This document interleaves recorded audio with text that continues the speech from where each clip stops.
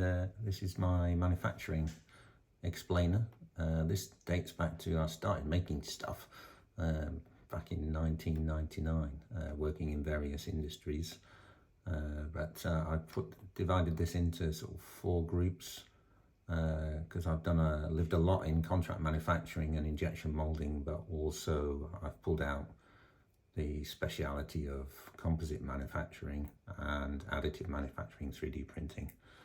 So the injection molding or contract manufacturing, I'll go with injection molding. So that's been with tool making and plastic part manufacturer. That's the tool making's been done in the UK, Portugal and China, and currently I'm researching Turkey as a very interesting area as an alternative to Asia, because it's only a week away on the boat and 3 hours on the plane.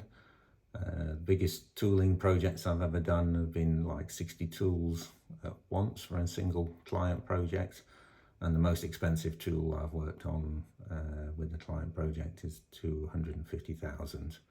But I'm also can do soft tooling solutions and rapid tooling of one or 2 weeks. They can be aluminium or even 3D printing. I've also recently experienced optical visor tooling and production, optical class tooling and injection molding, and production has been here in the UK, Europe and USA. On the contract manufacturing, those have been either making lots and lots of polymer components, but it also can be sub-assembly or full device assembly, because if you go back to the beginning of the process, there's design for assembly rules, understanding, putting it together, which I love the Bosch production system.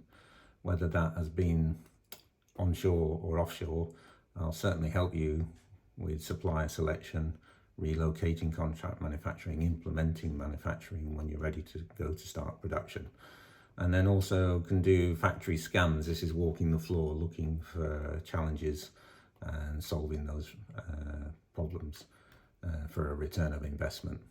With the additive manufacturing, that was 5 years exclusively in that industry of 3D printing, additive manufacturing parts, not for prototypes, for products. And they were either polymer-based, metal-based, composite-based, in all of the technologies that are available today I've experienced, and including the previously mentioned injection mold tools with some very famous brands.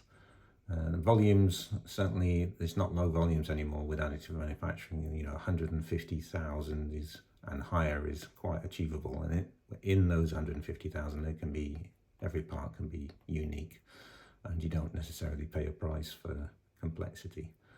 And then composites have creeped in to manufacturing because of the needs for lightweight structures. So carbon fiber is there, bonding the joints, safety devices, hard hats. Large vehicle superstructures was a previously mentioned innovation grant project for 1.2 million using F1 engineering, structural analysis, and then polymer composites. So that's the sort of manufacturing in a nutshell, spanning over 23 years.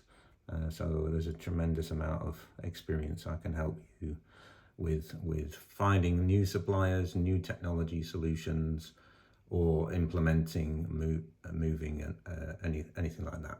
Thanks very much.